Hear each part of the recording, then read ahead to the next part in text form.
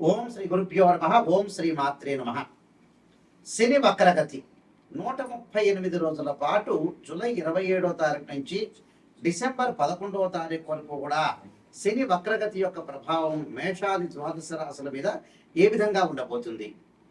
శని ఆయుష్ కారకుడు, అంటే ఆయుష్ని ఇచ్చేవాడు ప్రధానంగా శని. పనులలో ఆలస్యం చేయకుండా, అంటే పనులలో ఆలస్యం చేసే గ్రహం ఏమిటి అంటే శని. అంటే శని వల్ల కొన్ని యోగాలు కూడా ఉంటాయి. అంటే చెడు యోగాలు ఉన్నాయి, మంచి యోగాలు ఉన్నాయి. అలానే శశి మహాపురుష యోగాలు ఉంటాయి. అలానే చెడు యోగమైన పునర్భవ దోషం కూడా ఏర్పడుతూ ఉంటుంది. అంటే శని చంద్రుల యొక్క కలయిక వల్ల శని చంద్రుడి మీద దృష్టి ఉండటం వల్ల, చంద్రశనుల యొక్క పరస్పర దృష్టి వల్ల కూడా పునర్భవ దోషం అనేది కాలయాపన జరిగే అవకాశాలు ఎక్కువగా ఉంటాయి. అయితే ఈ గోచారరీత్యా శని వల్ల, శని 138 రోజుల పాటు వక్రగతిలో ఉండటం వల్ల మనకి ఎలాంటి ఫలితాలు జరగబోతున్నాయి? శని యొక్క కారకత్వాన్ని మనం చూసుకునేటట్టయితే శని ప్రధానంగా కొన్ని భావాలకి, అంటే వ్యయభావానికి కూడా అధిపతి శని.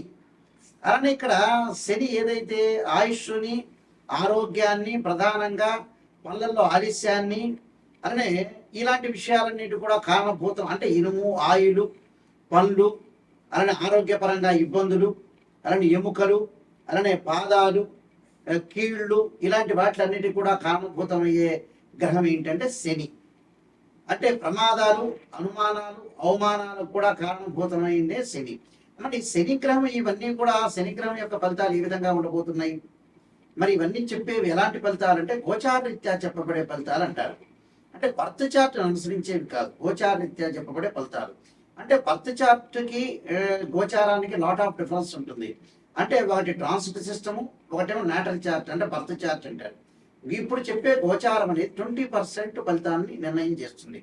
అందులో మన ఈ 138 రోజుల పాటు శని యొక్క ప్రభావం ఏంటి, వృత్తి, ఉద్యోగ, వ్యాపార రంగాల్లో ఏ విధంగా ఉండాలి, వివాహపరంగా ఏ విధంగా ఉండాలి, ప్రమాదాలు, ఇళ్ళు కొనుగోలు చేయటం, వస్తువులు కొనుగోలు చేయటం, అలానే ఆరోగ్యపరంగా ఎలాంటి ఇబ్బందులు కలగబోతున్నాయి, కోర్టు సమస్యలు ఏ విధంగా ఉండబోతున్నాయి, సంతానపరంగా సమస్యలు ఏ విధంగా ఉండబోతున్నాయి అని చెప్పగలిగేది శని యొక్క ప్రభావం కూడా అన్ని స్థానాల మీద. అంటే ఏ భావం, ఏ భావాధిపతి ఉంటుందో ఆ భావాధిపతి మీద కూడా శని యొక్క ప్రభావం, దృష్టి అనేది ఉంటుంటుంది సహజంగా. ఎందుకంటే మకర కుంభ రాశ్యాధిపతుడు శని అయ్యాడు.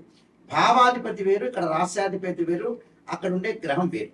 ఇక్కడ గోచారరీత్యా శని యొక్క ఫలితం ఏ విధంగా ఉండబోతుంది, వక్రగతిలో ఉండటం వల్ల ఎలాంటి ఫలితాలు ఉన్నాయో ద్వాదశ రాశులకు మనం తెలుసుకుందాం. ధనస్సు రాశి వారికి శని వక్రగతిలో ఉండటం వల్ల ఎలాంటి ఫలితాలు జరగబోతాయి? ద్వితీయ రాశ్యాధిపతి, తృతీయ రాశ్యాధిపతి అయిన శని చతుర్థ స్థానంలో ఉండి వక్రగతిలో ఉండటం వల్ల ఎలాంటి ఫలితాలు జరగబోతున్నాయి? శని వల్ల అధిక లాభం, ఫైనాన్షియల్ పరంగా ఉండే డెవలప్మెంట్స్ బాగా ఉండటం, గతంలో ఉన్న పెండింగ్లో ఉన్న పనులన్నీ కూడా పూర్తి చేయటం, అలానే స్త్రీ భోగభాగ్యాలు, సుఖ సంతోషాలను పొందే అవకాశాలు ఎక్కువ ఉండటం, భూమి, గృహము, వాహనాలు, యంత్రాలు, పనిముట్లు ఇలాంటివన్నీ కూడా కొనుగోలు చేయటం, స్త్రీలకి సంఘంలో గౌరవ మర్యాదలు బాగా పెరిగే అవకాశాలు ఉంటాయి, వృత్తిపరంగా సుఖము, ధనలాభం కలగటం, ఆరోగ్యము, ఆనందము, వివాహ శుభ కార్యక్రమాల్లో పాల్గొనే అవకాశాలు ఖచ్చితంగా ఉంటాయి. టోటల్గా వీళ్ళకి తృతీయ స్థానం వల్ల అనేక లాభాలు దొరుకుతాయి. అయితే డబ్బులు వస్తుంటాయి, ఫైనాన్షియల్ పరంగా వీళ్ళకి వస్తుంటాయి, కానీ ఇళ్ల నిర్మాణం చేస్తూ ఉంటారు, బంగారు ఆభరణాలు కొనుగోలు చేస్తారు, నూతన వస్తువులు, క్రయ విక్రయాల యొక్క విషయాలు బాగా పెరుగుతుంటాయి. పెరిగి విదేశాలకు వెళ్ళే అవకాశాలు, అలానే అన్నదమ్ముల మధ్యలో కోర్టు సమస్యల పరిష్కారం జరిగి పిత్రార్జితం ద్వారా వచ్చే డబ్బులు ఏవైతే వస్తాయో అవన్నీ కూడా లాభాలు కలిగే అవకాశాలు బాగా ఎక్కువ ఉంటాయి. కాబట్టి అన్నిటా విజయం లభించే అవకాశాలు బాగా ఎక్కువ ఉంటాయి. ప్రతి దాంట్లో కూడా వాళ్ళు విజయాన్ని సాధించే అవకాశాలు ఎక్కువ ఉంటాయి. కాబట్టి వాళ్ళకి అనేకమైన మార్పులు జరగటం అంటే ప్రణాళికాబద్ధంగా ముందుకు వెళ్ళిపోయే అవకాశాలు ఉంటాయి. ఆరోగ్యం కూడా గతం కంటే కూడా ఇప్పుడు మెరుగ్గా ఉండే అవకాశం ఉంటుంది. ఎలాంటి ఇబ్బందులు లేవు వాళ్ళకి. ఇంకా మంచి జరగాలంటే ఖచ్చితంగా నేను కొన్ని పరిహారాలు చెప్పబోతున్నా. ఆ పరిహారాలు మీరు పాటించి ముందుకు వెళ్ళండి. ఈ యొక్క శని యొక్క దోషం పోవడానికి మీరు చేయాల్సింది ఏమిటి అని అంటే, శనికి అధిదేవత, ప్రత్యదేవత, అధిష్టాన దేవతలు, అంతరిక్ష దేవతలు అనేవాళ్ళు ఉంటారు. ఈ అంతరిక్ష దేవతలు శనికి ప్రధానంగా దక్షిణకాళి స్తోత్రాన్ని ఒక దేవాలయంలో, అంటే శివాలయంలో కానీ ఆంజనేయ స్వామి దేవాలయంలో కూర్చొని దక్షిణాకాళి యొక్క స్తోత్రాన్ని పాలన చేయడం చాలా మంచిది. దానితో పాటు శనికి అధిదేవత ప్రత్యదేవతలు అంతరిక్ష దేవతలు అనేవాళ్ళు ఉంటారు కాబట్టి అంతరిక్ష దేవత దక్షిణ కాడి స్తోత్రాన్ని పాలన చేయాలి. అలానే శనివారం రోజున కానీ ఆదివారం రోజు కానీ కాలభైరవాష్టకాన్ని చదువుకోవడం చాలా మంచిది. ఈ కాలభైరవాష్టకాన్ని చదువుకోవడం వల్ల మనకు మంచి జరిగే అవకాశాలు ఖచ్చితంగా ఉంటాయి. అలానే శనివారం రోజున ఈ 138 రోజుల శనివారం ఒక శనివారం రోజున నల్ల నువ్వులు బెల్లాన్ని కలిపి ఉండల్లాగా తయారు చేసి ఒక దేవాలయంలో ప్రధాన అర్చకులకు ఇస్తే ప్రధాన అర్చకులు అందరికీ కూడా వితరణ చేసే అవకాశాలు ఖచ్చితంగా ఉంటాయి. దాంతోపాటు శనీశ్వర హోమము అలానే 19,000 సార్లు శని జపాన్ని చేసుకోవడం కూడా చాలా మంచిది.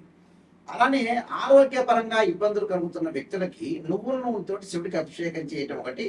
శరీరే జర్జరీభూతే వ్యాధిగ్రస్తే కలేబరే ఔషధం జాహ్నవీతోయం వైద్యో నారాయణ హరి మంత్రాన్ని చక్కగా చదువుకోవాలి.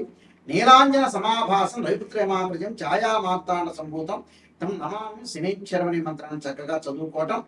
అలానే నల్ల నువ్వులు, నల్లని వస్త్రము, నల్లని గొడుగు, నల్లని చెప్పులు, నల్లని మేకు దానం చేయటం వల్ల కూడా శని యొక్క దోషం పోయే అవకాశాలు ఖచ్చితంగా ఉంటాయి. కాబట్టి తప్పకుండా ఈ శని యొక్క పరిహారాలు చేసుకొని ముందుకు వెళ్ళాలి. దాంతోపాటు ఇవన్నీ కూడా గోచారీత్యా చెప్పబడే ఫలితాలంటారు. గోచారం ఎప్పుడూ కూడా ఈ 138 రోజుల పాటు వృత్తిపరంగా ఎలా ఉంటుంది, ఉద్యోగపరంగా ఎలా ఉంటుంది, వ్యాపార పరంగా ఎలా ఉంటుంది, ఎలాంటి నిర్ణయాలు తీసుకోవాలి, ఎలాంటి నిర్ణయాలు తీసుకుంటే మనకు మంచి జరుగుతుంటుంది, ఎలాంటి చెడు ఫలితాలను మనం ఎలా ఓవర్కమ్ చేస్తాం అనేది తెలుసుకోవాలి. అలానే విద్యార్థులకు ఎలా ఉండబోతుంది, మరి విద్యార్థులు ఎలాంటి నిర్ణయాలు తీసుకోవాలి, స్త్రీలు ఎలాంటి నిర్ణయాలు తీసుకోవాలి, కోర్టు సమస్యలు ఏంది, భూములు రైతులు పొలాలు కొనుగోలు చేయటం, అలానే కోర్టు సమస్యలు రాకుండా పోలీస్ స్టేషన్ సమస్యలు రాకుండా ఎలాంటి తగు జాగ్రత్తలు తీసుకోవాలి. గోచారం అంటే ఏంటంటే ఎలాంటి నిర్ణయం తీసుకోవాలి, ఎలాంటి జాగ్రత్తలు తీసుకోవాలి, ఎలాంటి జాగ్రత్తలను మనం ఓవర్కమ్ చేయాలి, ప్రొఫెషన్ పరంగా ఏ విధంగా ఉండబోతుంది, బిజినెస్లో ఎవరిని నమ్మాలి నమ్మకూడదు అనే జాగ్రత్తలు ఈ 138 రోజుల పాటు సూచనలు చేసేదే గోచారం అంటారు. గోచారానికి బర్త్ చార్ట్కి లాట్ ఆఫ్ డిఫరెన్స్ ఉంటుంది. బర్త్ చార్ట్ అంటే ఏంటంటే 80% name, date of birth, time, place of birth తీసుకుని మ్యాథమెటికల్ క్యాలిక్యులేషన్ వేసి 16 లగ్న కుండల్ని మనం చూసుకున్న తర్వాత దాన్ని ఆ 16 లగ్న కుండలని దశలు, అంతర్దశలు, సూక్ష్మ దశలు, ప్రాణదశల్ని మనం అనాలిసిస్ చేసి అలానే వివాహపరంగా ఏ విధంగా ఉండబోతుంది, ఎప్పుడు వివాహం జరగబోతుంది, ఉద్యోగపరంగా ఎలా ఉండబోతుంది, ఫైనాన్షియల్ పరంగా ఎకనామిక్ గ్రోత్ ఎలా ఉండబోతుంది, లైఫ్ని ఎలా ఎన్హాన్స్ చేసుకోవాలి, వివాహం ఎప్పుడు అవుతుంది, వైఫ్ అండ్ హస్బెండ్ రిలేషన్ ఏ విధంగా ఉండబోతుంది, మరి జీవితంలో ఎలాంటి నిర్ణయాలు తీసుకోవాలి, ఎప్పుడు బాగుంటుంది, ఏ దశలు కలిసి వస్తాయి, ఏ దశలు కలిసి రాదు, సంతాన సమస్యలు ఏంటి, సంతానం గురించి ఏంటి అంటే ఓవరాల్గా ప్రతి విషయం కూడా బర్త్ చార్ట్ ద్వారా లైఫ్ లాంగ్ యొక్క ప్రొటెక్షన్ అనేది వస్తుంది. దీనికి ఏమిటి, ద్వాదశ భావాధిపతులు వేరు, రాస్యాధిపతులు వేరు. ఎక్కడైతే ఆ గడిలో ఆ రాశిచక్రంలో మేషాది రాశుల్లో ఎక్కడెక్కడ ఏ గ్రహం ఉంది అంటే భావాధిపతులు అంటే ఏంటంటే ఓనర్, ఇంటి ఓనర్. రాస్యాధిపతి అంటే బిల్డర్, ఆ ఇల్లు కట్టించిన వాడు. అలానే ఇక్కడ ఆ గ్రహము ఏ ఏ స్థానాల్లో ఉందో ఆ స్థానాన్ని టెనెంట్ అంటారు, అంటే అద్దెకున్నవాడు అని అర్థం.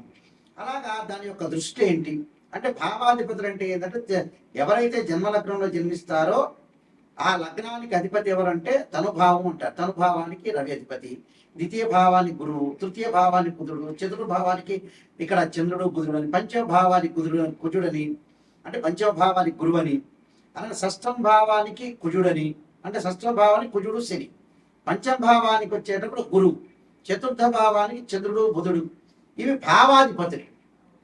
అలానే వ్యయాధిపతి శని.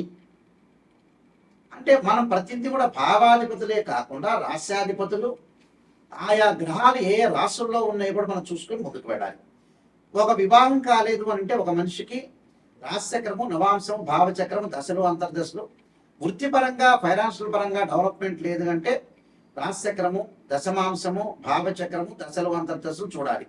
అంటే ఏ లగ్నానికి ఏ దశలు అంతర్దశలు కలిసి వస్తాయి అనేది కూడా చూడాలి. ఇలాగా చాలా మంది కూడా ఏం చేస్తారంటే ఒక ఆస్ట్రాలజర్ని అప్రోచ్ అయినప్పుడు ఏదో చెప్పండి గురువు గారు, నా పాజిటివ్ చెప్పండి అనే వాళ్ళు చాలా మంది ఉంటారు. నిజంగా పాజిటివ్ అనేది కాదు, ఫస్ట్ నెగిటివ్ తెలుసుకున్న తర్వాత పాజిటివ్. నిజం అనేది నిప్పు లాంటిది, అసత్య దూరం అంటే సత్య దూరం అని అర్థం. అంటే సత్య దూరంగా మనం ఏదైతే నిజం తెలుసుకున్నామో దాన్ని మనం ఎలాగా అంటే ఎప్పుడైతే నిజం మనం తెలుసుకుంటామో, నిజాన్ని మనం తెలుసుకొని నెగిటివ్ని ఎప్పుడైతే తెలుసుకుంటామో ఆ నెగిటివ్ని మనం పాజిటివ్ చేసుకోవడానికి ఓవర్కమ్ చేస్తే మనం కంప్లీట్ మ్యాన్ అయినట్టే. అంటే నెగిటివ్ను పాజిటివ్ చేస్తే మనం కంప్లీట్ మ్యాన్ అయినట్టే. అబద్ధాల ముసుగులో మనం ఉండటం అనేది మంచిది కాదు. ఎప్పుడైనా సరే ఆస్ట్రాలజర్ని అప్రోచ్ అయ్యేటప్పుడు కరెక్ట్గా నిజం తెలుసుకుంటే మీ జీవితం బాగుపడినట్టే. ఏదో ఆస్ట్రాలజర్స్కి మనం డబ్బులు ఇచ్చాం కదా, పాజిటివ్ చెప్పండి అనేది కరెక్ట్ కాదు. అందువల్ల నిజాన్ని తెలుసుకోండి. ఆ నిజాన్ని తెలుసుకొని ఏదన్నా జాతకపరంగా నెగిటివ్ ఉంటే దాన్ని ఓవర్కమ్ చేసుకుంటే కంప్లీట్ అవుతుంది. మా వెబ్సైటు www.nayakanti.com nayakanti.in. నేను నెంబర్ ఆఫ్ ఆస్ట్రాలజీ బుక్స్ రాశాను. కాలసర్పయోగము, కాలసర్పయోగ చంద్రిక, రాహుకేతులు, ఛాయాగ్రహాలు, బృహత్ పరిహార సింధు, పుత్ర గణపతి వ్రతము, స్వప్న శాస్త్రము, సర్వదేవతా గోత్ర ప్రవర్త పార్ట్ 1 పార్ట్ 2. అలానే ముఖ్యంగా నవగ్రహ దోషాలకి ద్వాదశ మహావిద్యల యొక్క స్తోత్ర కారణాలు, వివాహ మార్తాండము, జాతక Chandrika, production of astrology, transits of results అనే బుక్స్ రాశారు. మీరు అన్నీ కూడా నిజంగా నెగిటివ్ తెలుసుకొని దాన్ని పాజిటివ్ చేసుకోవడం ఎలా అనేదే పాయింట్ ఆలోచన చేయండి. ఎందుకంటే మ్యాథమెటికల్లో డిగ్రీల్లో ప్రతిదీ కూడా అనాలిసిస్ చేస్తేనే మనకు తెలుస్తుంది. గోచారం అనేది 20% సపోర్ట్. ఈ 135 రోజుల పాటు ఎలాంటి సూచనలు, ఎలాంటి నిర్ణయాలు తీసుకోవాల్సిన అవసరం ఉంటుందనేది చూసుకోవాలి. ఎందుకంటే గోచారిత్య శని, ఎల్నాటి శని ప్రభావం, అలానే అర్ధాష్టమ శని, అష్టమ శని, కంటక లేదా బొంగు శనిలు ఏ విధంగా ఉండబోతున్నారు, ఎలాంటి పరిహారాలు చేసుకోవాలి అంటే నేను చెప్పిన పరిహారాలన్నీ కూడా మీరు చేసుకుని ముందుకెళ్తే మీకు మంచి జరిగే అవకాశాలు ఖచ్చితంగా ఉంటాయి. మీకు అందరికీ కూడా స్క్రీన్ మీద స్క్రోలింగ్ అవుతున్న నెంబర్ కనపడుతుంది. ఆ నెంబర్కి నాకు కాల్ చేయొచ్చు. మీ అందరికీ కూడా పరమేశ్వరుడి యొక్క కరుణాకటాక్షం ఉండాలని ఆశిస్తూ సర్వే జనా సుఖినో భవంతు.